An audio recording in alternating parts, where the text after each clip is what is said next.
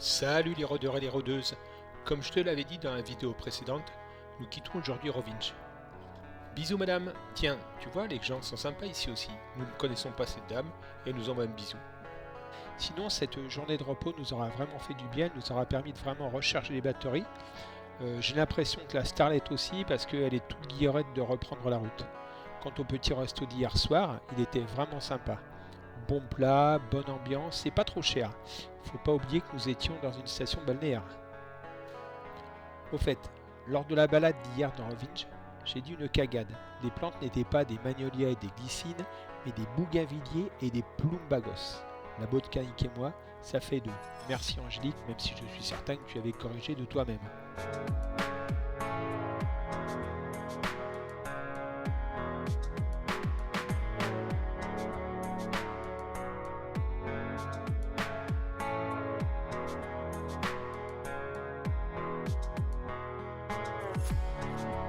Radar en vue. Ah ben voilà, ça me fait vraiment pas longtemps qu'on roule, mais petite piqûre de rappel.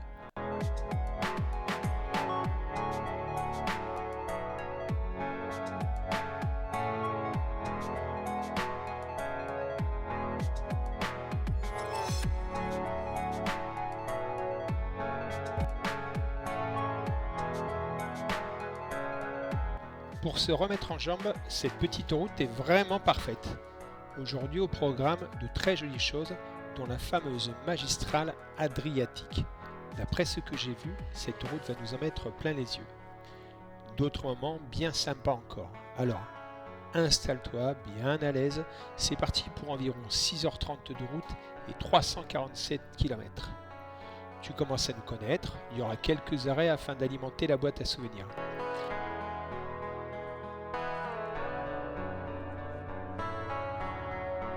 Et c'est parti, le bitume est magnifique, le paysage hyper dense, nous en prenons plein les yeux.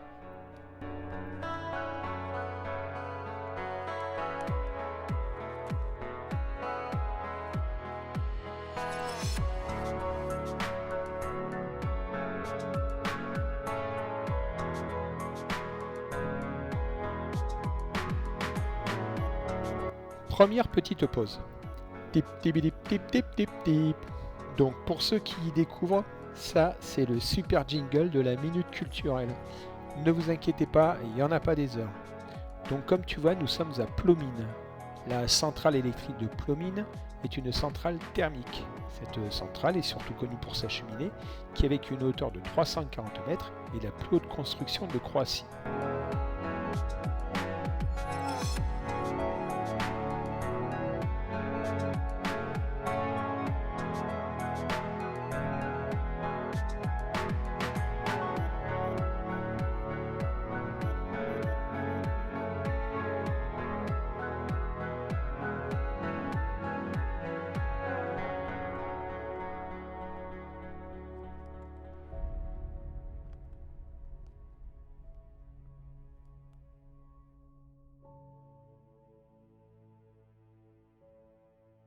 Oui, tu as raison, cette route est un vrai régal.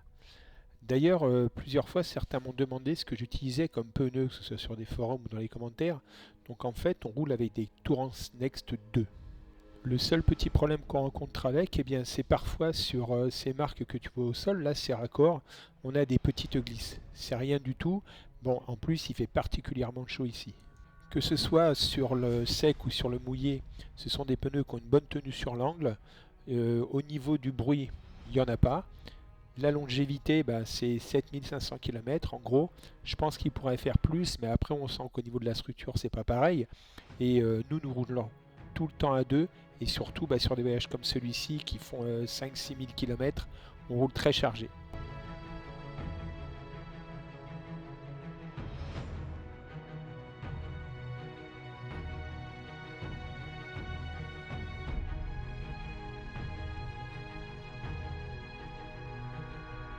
À voir les voitures garées sur le côté, nous arrivons à mon avis près d'une station balnéaire.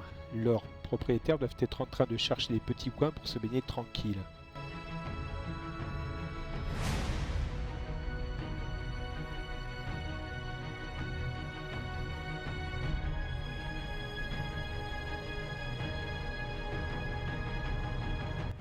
Salut camarades motards.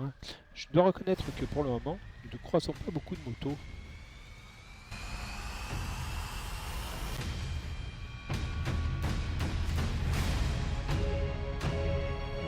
Attention, certains coins sont hyper touristiques. Si tu comptes te baigner tranquille, là, il va vraiment falloir sortir des sentiers battus. Nous avons toujours trouvé des coins sympas pour pique-niquer, et c'est pas aujourd'hui que ça changera. En revanche, ne compte pas sur nous pour mettre une fesse sur ce genre de plage.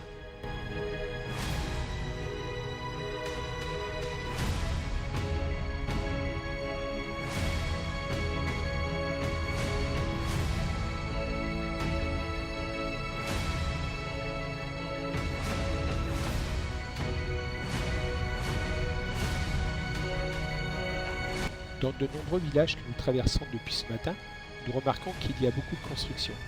En fait, la Croatie est en train de se développer dans son tourisme tout en cherchant à respecter ses ressources naturelles. D'ailleurs, les touristes français sont une part importante du tourisme croate. Bien entendu, c'est surtout sur la côte où nous nous trouvons qu'on en trouve le plus. Mais il ne faut pas hésiter à visiter bien sûr les grandes villes qui font partie du patrimoine historique, mais également aller dans les petits villages. Et d'ailleurs, c'est ce que nous ferons aujourd'hui. Depuis que nous sommes arrivés, nous avons toujours été très bien accueillis, souriants, avenants. En revanche, le comportement des touristes ici même, c'est assez étonnant parfois.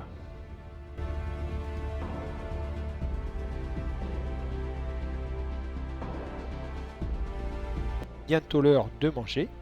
On va sortir un peu du parcours afin de trouver un petit coin tranquille. Un petit coin au bord de l'eau de préférence, histoire de faire un plouf. Parce qu'il fait déjà très chaud. Quoi, je suis chiant? Attends, nous sommes au bord de la mer Adriatique, ça ne devrait pas être trop compliqué. Je sens qu'on va le trouver notre petit coin sympa.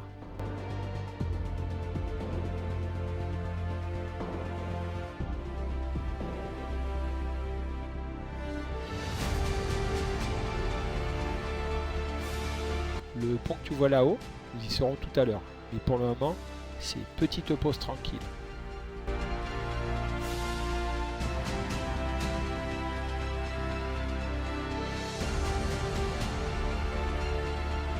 Bingo!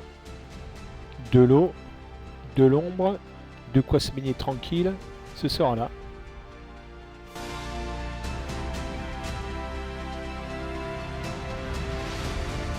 Encore une fois, nous nous sommes bien régalés. Nous voilà donc partis en direction de Körk. Il faut bien rouler les R quand tu le dis, et ça s'écrit KRK. Tu l'as peut-être remarqué, lorsque j'ai présenté en intro notre parcours du jour, j'ai fait une petite déviation. En effet, l'île de Körk est la plus grande île de l'Adriatique et elle semble très chaleureuse. Donc je me suis dit, quitte à passer dans le coin, autant aller y jeter un œil. Autrefois, cette île était surnommée l'île d'or en raison de son climat. Bon, comme tu le vois là, ça se couvre un peu.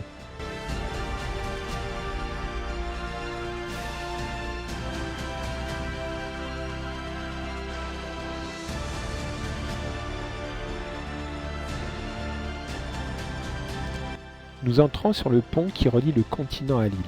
Il mesure 1430 mètres de long. Il s'appelait avant le pont Tito.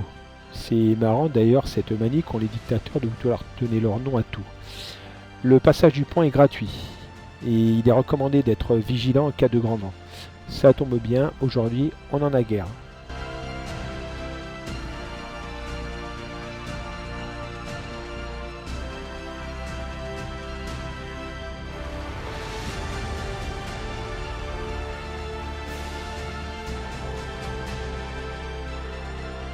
J'imagine quand tu traverses ce pont qu'il y a du vent. En fait, ça doit être comme le viaduc de Millau ou le pont de Normandie. Ça doit être un grand moment.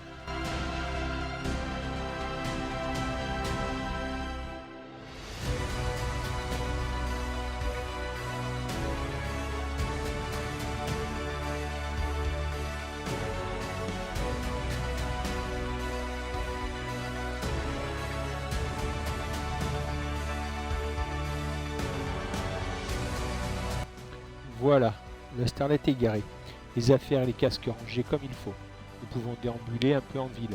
C'est assez long, mais nous préférons nous balader sans toute la panoplie du parfait petit motard. Trop embarrassant, et avec cette chaleur en plus.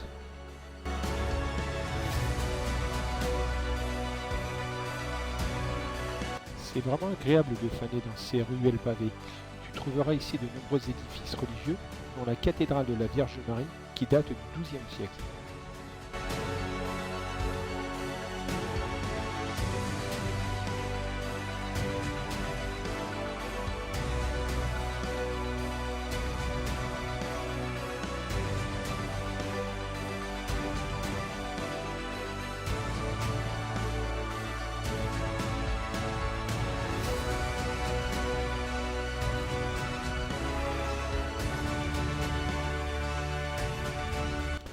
Comme tu le constates, il n'y a pas trop de monde alors que l'île est réputée pour être très touristique. Cette petite balade nous fait vraiment du bien. Quand je dis peu de monde, comme tu le vois, c'est carrément personne. Je te rappelle, c'est un choix qu'on fait, à savoir visiter quand il est 2-3 heures, c'est-à-dire en plein soleil. Mais tu le constates, nous sommes à l'ombre. En plus, là, on a une petite brise qui vient de la mer, qui est des plus agréables.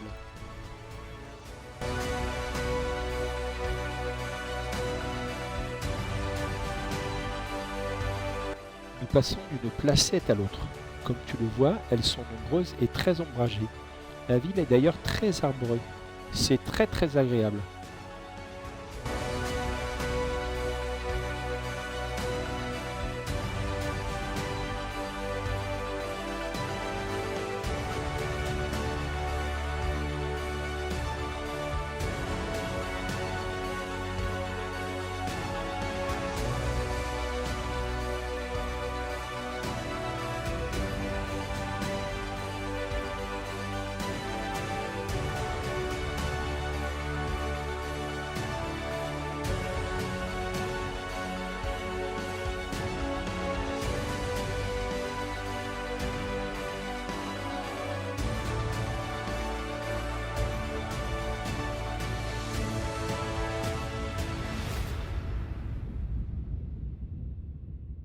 Ah, enfin, un peu de monde.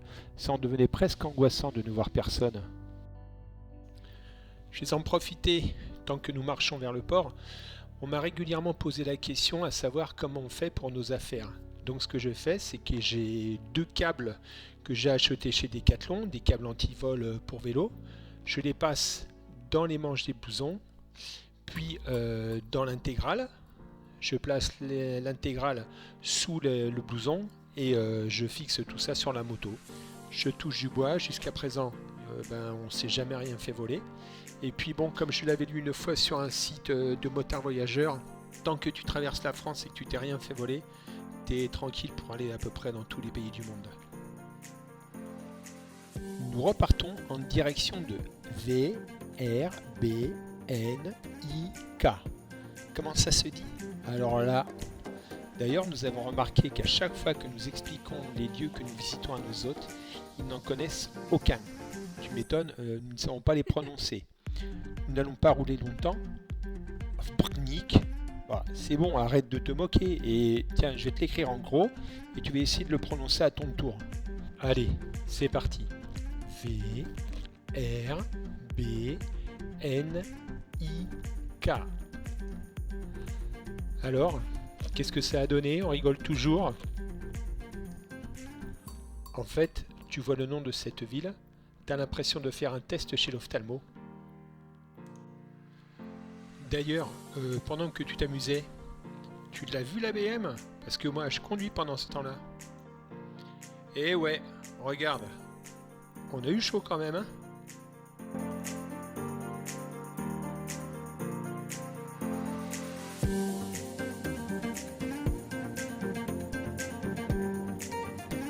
Il y a pas mal de vignes par ici. Tip tip tip tip tip tip tip. Minute culturelle œnologie.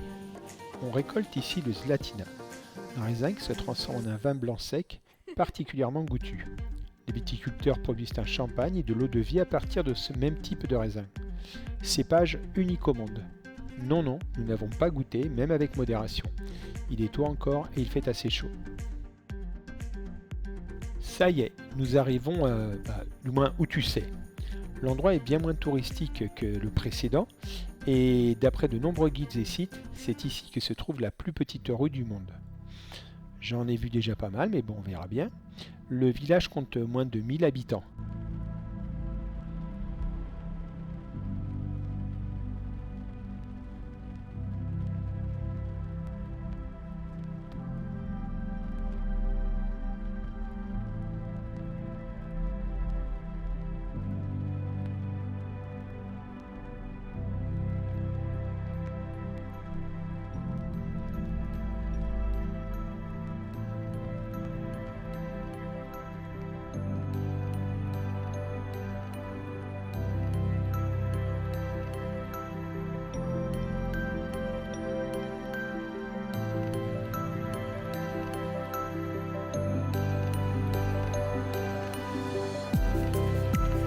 Nous sommes en train de visiter l'église de l'Assomption de la Bienheureuse Vierge Marie. Là, je ne te fais pas de tip tip tip tip tip tip tip parce que j'ai pas grand chose dessus. Désolé.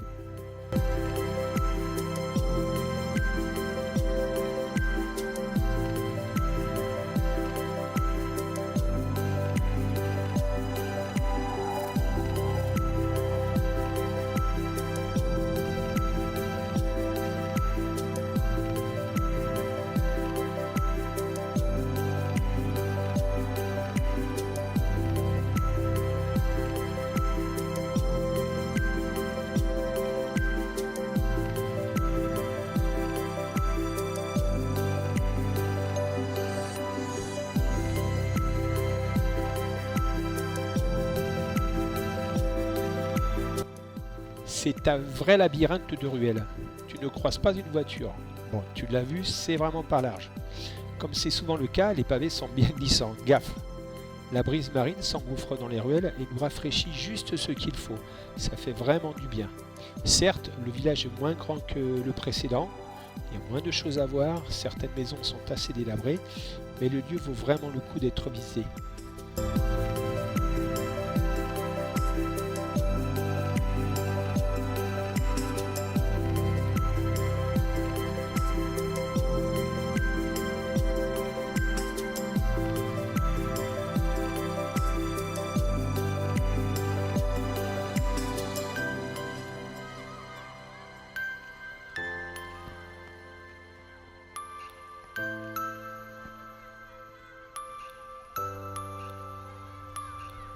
Plus nous progressons dans la recherche de cette plus petite rue du monde, plus nous sommes sous le charme de ce village. Chaque ruelle, chaque placette possède son petit charme. C'est un vrai dédale. Quant à ces pavages de galets,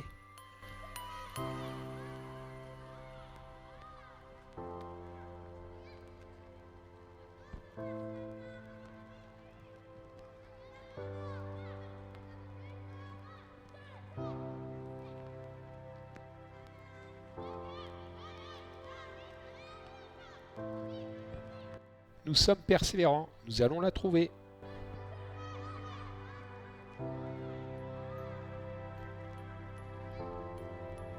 Ah, la voilà. Tip tip tip tip tip tip tip. Selon les légendes, ce village et ses environs étaient habités par de nombreuses créatures mystérieuses. Parmi elles figuraient les Malchichi, des hommes minuscules, auteurs de nombreuses farces.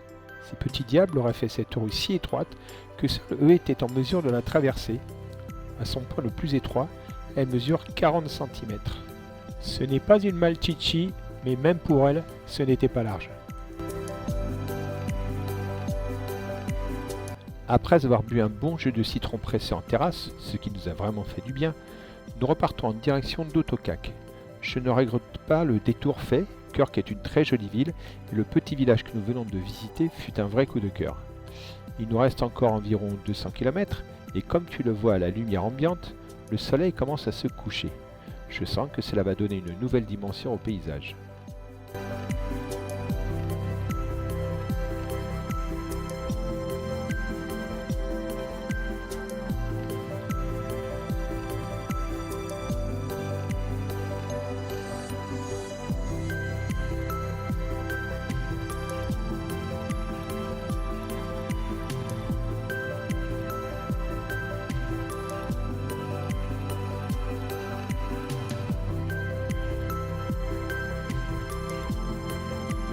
Comme tu l'as peut-être remarqué, le vent a commencé à se lever.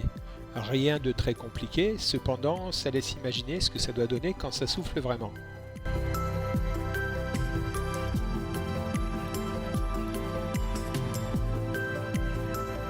Et non, pas d'essence pour nous maintenant.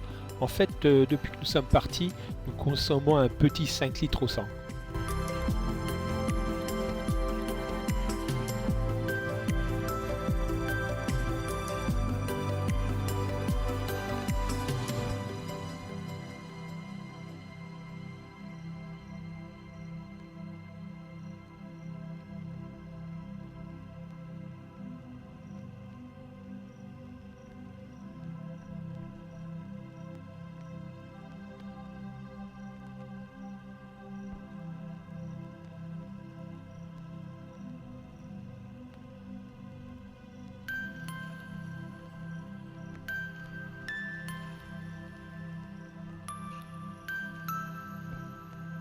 Tu as certainement posé tes pneus en Corse.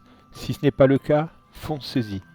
Plus nous progressons sur cette fameuse route magistrale adriatique, plus les paysages me rappellent la Corse et la Sardaigne. La différence, là, comme je t'ai dit, tu en as pour plus de 600 bornes. C'est splendide.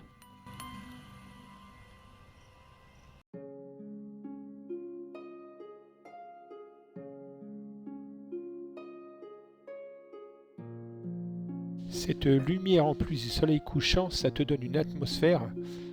D'ailleurs, ça me fait penser qu'il va pas falloir traîner parce qu'à mon avis, on va arriver à la nuit tombante, voire la nuit tombée. Allez, ça devient compliqué pour filmer, donc on va devoir vous laisser. J'espère que vous êtes régalés autant que nous. Et n'hésitez pas, si vous avez des questions à poser, à laisser un petit commentaire, mettre un petit pouce en l'air, voire vous abonner, ça fait toujours plaisir comme je vous l'avais déjà dit. Nuit tombante ou nuit tombée, comme tu vois, c'est nuit tombée. Allez, n'oublie pas, la plus belle des motos, c'est celle que tu chevauches. Ciao, ciao les rôdeurs et les rôdeuses.